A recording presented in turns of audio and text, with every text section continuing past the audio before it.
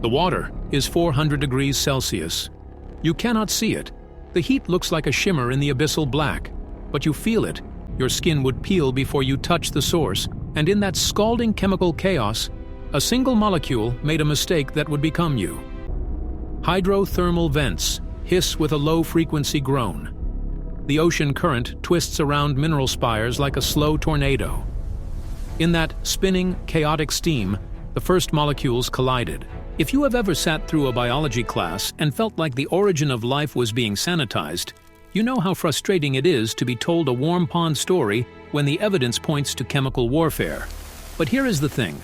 The textbook version leaves out one critical detail. The first self-replicating molecule was not a gentle builder. It was a chemical error that could not stop copying itself. And that error, that molecular glitch, is the direct ancestor of every living thing on this planet. You just heard the first crack in the textbook. That glitch is the thread that unravels everything. Subscribe if you want to follow this molecular warfare down to the last cell. In the comments, write glitch, the one word that started every eye that has ever seen. Then the pH shifts. The water turns acidic. You smell sulfur and ozone. A chemical burn in the air. The RNA strand begins to fray.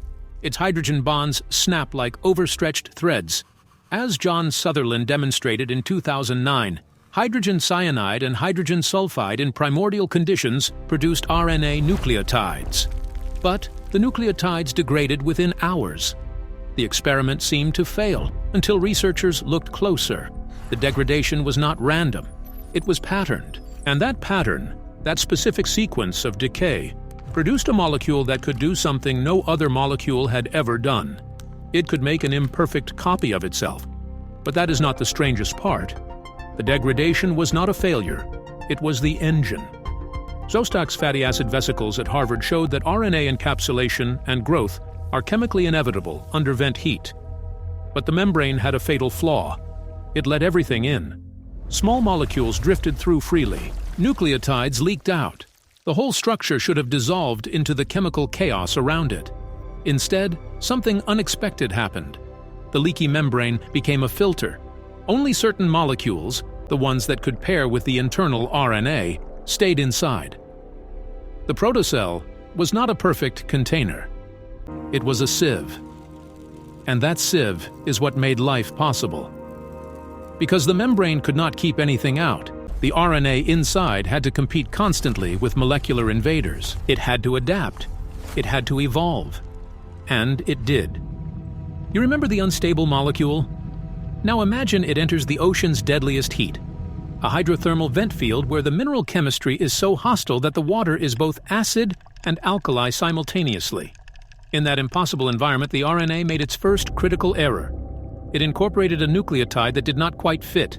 The helix was deformed. The structure was abnormal. But that deformity made it more stable than any other RNA molecule in the vent field. It survived where perfect molecules perished. Stop.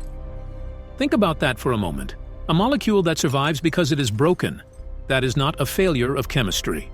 That is a clue that life started with a mistake. Then came the revelation that shattered the warm pond theory.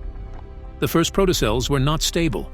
They could not survive alone. Researchers watched a synthetic protocell divide itself to death, each generation smaller, weaker, until the colony collapsed after 3 splits. The cell was not alone. It was a colony of traitors.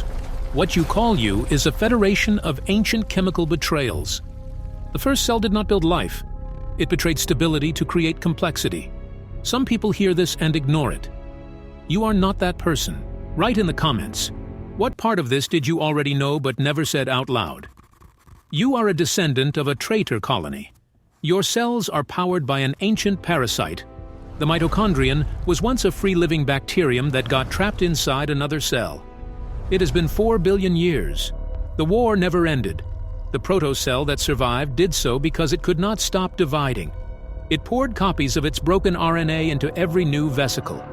Each copy carried the same deformity. Each copy was slightly more stable than the last. The error was not corrected, it was inherited. And inheritance is the only thing that separates life from chemistry. Now the membrane closes. Visual. A lipid sphere seals around the RNA. Auditory. A wet cellular click. Olfactory. The rot of ancient organic matter. Tactile. The heat inside the protocell rises. It is alive. The cell was not alone. It was a colony of traitors. What you call you is a federation of ancient chemical betrayals. At 60%, we showed that RNA normally degrades. Only under specific vent chemistry did a freak isomer survive, a molecule that could copy itself imperfectly, making errors that became diversity. By 90%, you know exactly why the first self-replicating molecule was abnormal. It was a chemical dead end that produced the only escape.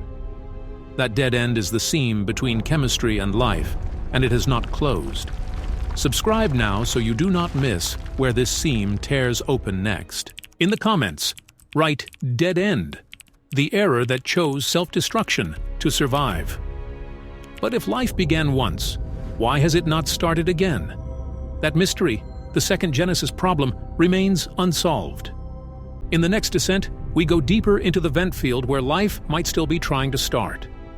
You now carry a 4 billion-year-old error that chose self-destruction to survive. If this molecular war made your eyes, your cells, your consciousness, then you owe it to the first traitor to finish the story. Join this descent from the first wound to the last eye that ever sees.